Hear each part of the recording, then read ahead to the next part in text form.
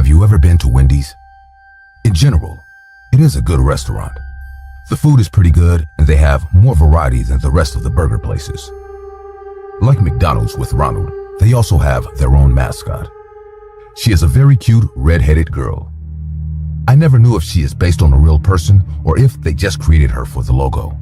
But what I do know is that once, someone disguised as she tried to kill me. It all started one normal night. On weekends, I have to babysit my son, and his favorite place to eat is Wendy's. He used to throw a big tantrum when I didn't take him, and over time, it had become our favorite father-son activity. Everything was going well until one day, I noticed something strange. As we left the place, a person disguised as the Wendy's girl greeted us. There was nothing strange about this. What did scare my son was that the whole costume was covered in blood. After we passed her, she walked behind us, still waving at us. My son started to get really scared and started to speed up his pace. I thought about confronting this person, but to tell the truth, I'm a pacifist. I don't know how to fight, and I don't want to. I would if it was to defend my son, but what would that accomplish? I would only put him at risk.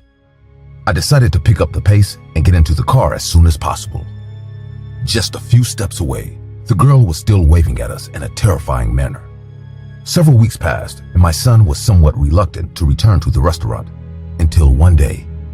I talked to his mother and she convinced him. I was sure nothing would happen. Maybe that was a one-time thing. If this person was stalking all the customers like that, she had probably already been kicked out. With many doubts, my son went with me to the restaurant. Little by little, I could see how the spark began to return. There was no trace of the strange woman, and he began to feel more and more comfortable. We spent a great night together eating. It seemed like everything that had happened would be in the past as a bad and bizarre memory. We made our way to the car, and the parking lot was empty. But this was a good thing since our stalker from that time wasn't there either. We got into the car and I started it up. But at that moment, the thing I was most afraid of happened. In front of the car, preventing us from moving forward, the woman in the costume was waving at us. Her costume was still bloody, and just like last time, looked like fresh blood. Her greetings were much more frenetic than the previous time. This time, she was waving her hand violently. As soon as he saw her, my son began to cry as if he had recalled an event that had kept him awake at night for many nights. I knew it had affected him, but this was much worse than I thought. I honked at her to run, but instead of listening to me, she only came closer, walking in front of the car and even standing on top of it. I quickly put on the seatbelt while I listened as this terrifying woman walked on the roof. I took advantage of the situation to try to speed up the car, but as if sensing that I was going to do it, she laid down and stuck her head inside of the window, showing us a big knife in the process. I accelerated the car. But in a matter of seconds, we lost control and crashed into a pole. All the car's tires were flat. The woman had fallen from the accident, so I took the opportunity to grab my son and run back to the Wendy's. On the way, the woman caught up with me in a matter of seconds and threw me to the ground. My son fell away, and as I yelled at him to go to the restaurant to report what was happening, the woman tried to press her knife against me. She was very strong. Somehow, her strength was equal to mine, which in itself was not much. My arms began to give way, and the knife came closer and closer to my throat until suddenly, it was all over. Some security men threw the woman away from me, and I, terrified, stepped back. I took a deep breath because it was all over. But a battle cry brought me back to reality. The woman was running at full speed, and in one leap, she lunged towards me to plunge her knife into me. The security men caught her in mid-jump, grabbed her knife, and held her until the police arrived. When they took off her mask, my son started crying, and I was shocked. That person was not a Wendy's employee. She was my ex-wife, my son's mother. After a while, she confessed that she was dressing up to scare my son so that he would no longer want to spend time with me or have a bonding activity like she was doing. She had no intention of killing me, but that night, everything went out of control. She had taken drugs that took her out of herself, and because of that, all the subtlety in her plan was gone. She went into a state of euphoria and with a knife already in her hand, tried to kill me and give my son a trauma he would never forget. After that, I kept custody of my son. He still goes to see his mother in prison, but he doesn't want to. I always convince him to do it, to forgive her, but I must tell you the truth. I will never do it. Since that day, every time my son and I go to Wendy's, we are afraid. The food tastes much more bitter, and we are just thinking about leaving. But we keep lying to ourselves that everything we went through didn't affect us. At the end of the day, even though she ended up in jail, my ex-wife, the woman dressed as the little girl at Wendy's, got her way.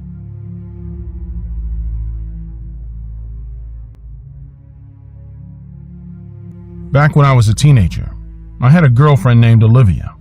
Although she was a teenager too, she was in college, 2 years older than me and much more mature. She was the nicest human I'd ever known. We lived in the same neighborhood, played together, went to the same school until she graduated, and had the same group of friends. So it wasn't a surprise to our parents when we both announced that we were dating. She was 19 and I was 17 when we both decided to work at our local Wendy's. It was a small outlet and mostly the college and high school crowd frequented that restaurant. We wanted to buy a car so I could drive the 4 miles out of our town to visit her at community college. We were both very excited about the prospect of having a car and not having to borrow our parents' cars to see one another. Most weekends we worked late in the restaurant and often offered to close the restaurant. This would allow us to spend more time together. Although Olivia was older than me, she was a short, petite girl, whereas I was a 6-foot-tall football player. Also, working late for an hour or so paid us more, which meant we could add more money to our collection to buy a car before the summer break was over. I was very happy to get so much time with Olivia. Little did I know that that's all I was going to get with her. At that young age, we had planned our whole lives together. I was excited to join her in the community college, though I could easily secure a spot in the Ivy League colleges with my sports background. However, I wanted to be with her, so I decided to go to the community college. One evening while we were working in the restaurant as usual, a group of my high school friends came in to have a quick bite. I was quite popular in the college, so they all greeted me and ordered their food. That evening it was again just me and Olivia in the Wendy's, as our co-workers had some emergency. The kids from my school were enjoying themselves in one of the booths when Olivia and I were getting their orders ready. "Hey there!" Sam had walked up to the counter. "Hey Sam, anything I could get you other than your order?" "No, Jack. I'm here to tell you guys something. You know my dad is a cop, right? So he received intel from one of the other sheriffs that there's a killer on the loose in our county, and he is targeting shopkeepers, workers, waiters, etc., who are alone in the shops and restaurants at night. You guys work pretty late. Just take care, okay?" Olivia was listening too, as Sam warned us. "Okay, buddy. Thanks for giving us a heads up. We'll take care." With that, Sam returned to his table where my other friends sat. After my friends left, there were no more customers, so we decided to head home. A week later, Olivia and I realized that we had collected the required amount to purchase the car we both wanted. With the help of my dad, we bought the car and were super happy to drive to and from work every day. It was a black Toyota, nothing fancy, but at least it was a first step towards our future together. I remember we were both so happy.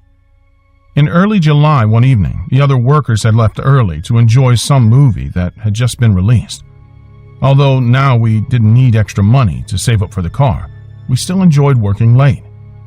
So that evening too, we were more than happy to cover up for our colleagues. Our car was parked right in front of the entrance to the door in the parking lot.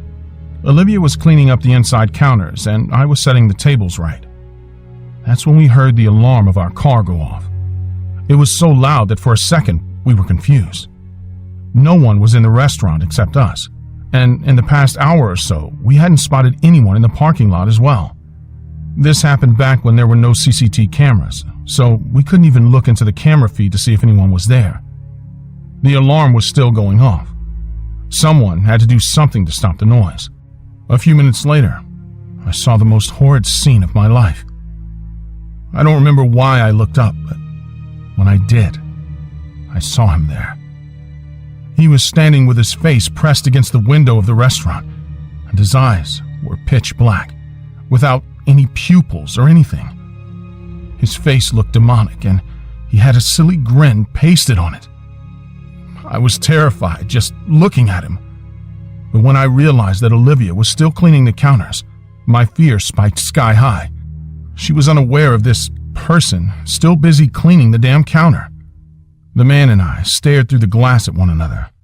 His smile didn't waver an inch, and his dark matted hair was pasted to his face. His skin was yellow and unnaturally textured. He had a big butcher knife in his hand, which he raised and showed me through the window. I was helpless at that moment. I watched the man run towards Olivia behind the counter as I stood there beside our new car in the parking lot, looking at them from outside. No matter how fast I ran, I was sure he would kill my girlfriend. I was truly, utterly helpless. I sprinted towards the doors, nonetheless, and yanked the front door open. I jumped behind the counter and saw the lifeless body of Olivia, covered in blood and with knife marks on her neck and torso. She was dead, and the knife was lying beside her. I knelt and held her body in my hand and sobbed. However, one thing I noticed was that the killer was nowhere to be seen. There was no back door to the restaurant and no other exit either, and he surely didn't walk out of the front exit. So, where did he go?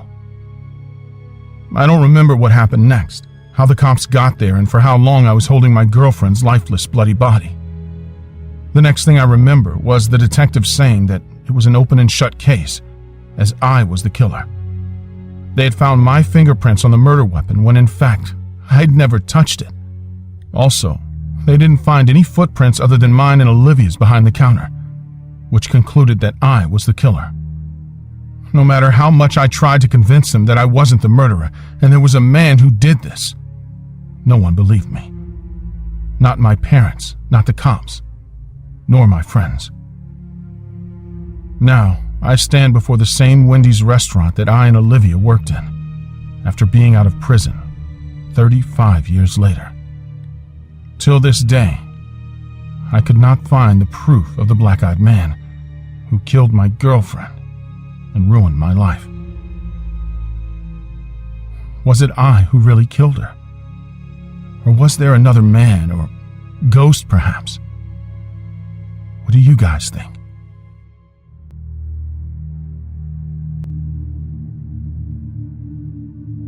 When I was a little girl, my mother told me that fear was an emotion that required to be conquered, but in case it was impossible to fight against it, the best solution would be to flee. I never seemed to understand what she meant until 3 months ago, when I finally came across a fearsome situation. But before I start telling you my dreadful story, I would like to introduce myself. My name is Mary. When I graduated from high school, I got accepted to a college in another state. I was happy to move out of my family's house, as I did not have any patience to put up with my parents' unending fights. At first, I was really happy. I have never felt that free in my life. However, as years passed, I started to face the consequences of my lack of attention to the classes. They warned me over and over again, and eventually kicked me out of the college due to the classes I kept failing. I never had the courage to tell my parents about it, because I was afraid that they would force me to live with them again, and that was something I did not desire. Because I was not able to stay in the dorm, I had to find a place to live, and to be able to pay the rent, I had to work. I searched for a job and was desperate to find one. I searched the internet, hoping to find a suitable job, but I could not find any. After a couple of days, I ended up being a server in Wendy's. It was my first working experience, so I had a hard time to adjust to having a career. A couple of months passed, and I realized the fact that I got used to working there. Of course, I would get tired time to time, and sometimes rude customers would piss me off, but other than that, I was quite happy working in Wendy's.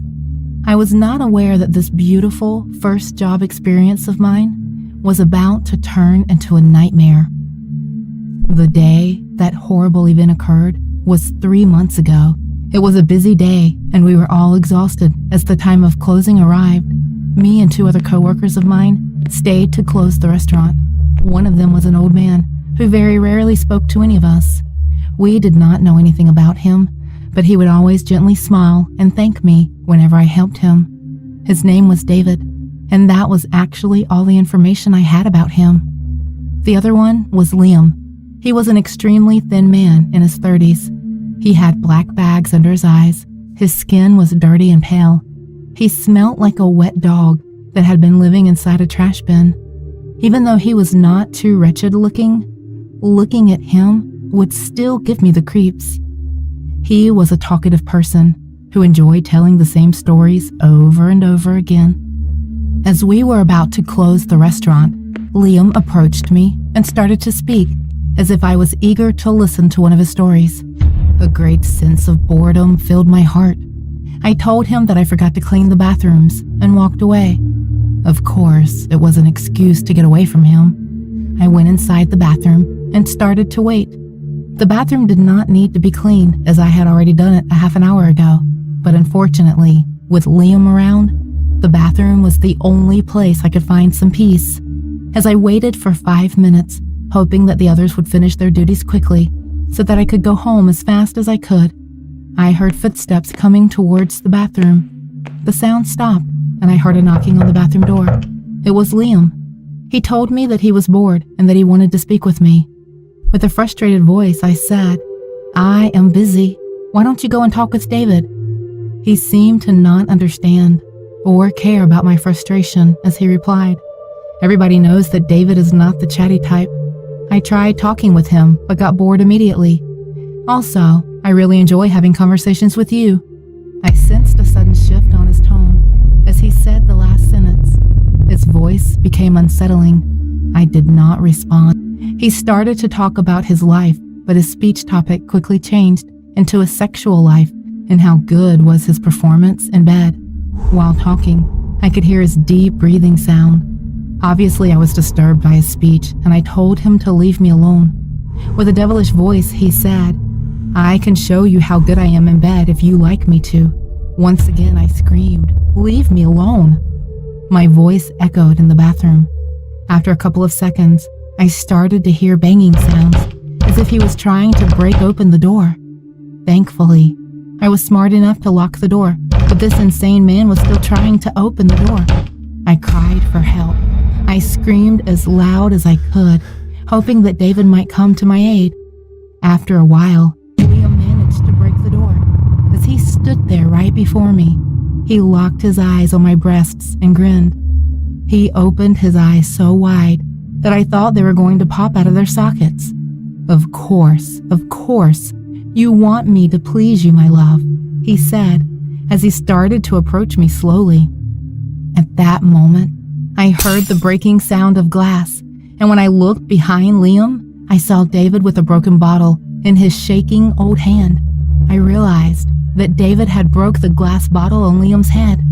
Although blood was pouring from his head, Liam was acting as if nothing happened. He continued to walk towards me. He grabbed hold of me with his skeleton-like hands. His grip was way more powerful than I expected. I wanted to fight back, but my body was totally frozen. David jumped on Liam and tried to pull him away from me. Liam pushed him so hard that he fell to the ground and hit his head on the floor. I felt like my body was paralyzed. I could not move a single muscle. When I thought everything was over, I heard the sound of my mother in my head, telling me to fight back or run away. Following the virtuous advice she gave me when I was a child, I found the strength to snap out of my paralyzed state. I pushed Liam back. He tried to grab me again, but I managed to run away from him. As I ran outside, I heard the police sirens. Seeing the blue and red lights shining as the police car arrived in front of the building, I felt a sense of relief. 2 officers rushed toward me. Still shook by the recent incident, tears burst out of my tired eyes. I cried and told them what happened. While I was telling them the story, one of them looked behind me and shouted, "He is running away!" They started to run, and I watched them chase Liam. I watched them as they disappeared into the darkness of the night. After a moment, I heard gunshots. The policeman came back and told me that they got him. Apparently, the police had to shoot Liam 9 times before he fell to the ground. I told them that David was lying inside, unconscious. They rushed inside and came out of the restaurant carrying David. He seems to be okay, one of the officers said. They told me that after David heard my screaming, he called the police, and that was the reason they were able to arrive so quickly. I thanked David. I thanked the officers, and I asked them what they knew about Liam. They told me that, considering the way he resisted to the bullets, it was possible that Liam was under the influence of a substance. I resigned from my job at Wendy's the very next day. I called my parents and told them what happened. My father demanded me to return to them immediately. Normally, this would bother me, but after everything I went through, the idea of going back to my parents' house seemed good. I do not know why Liam was acting that way, but according to the police investigation, it is likely that he was a drug addict with an unstable mind. Although I know he is dead, I still wake up at night, seeing him in my nightmares, approaching me and saying, "Of course, you want me to please you."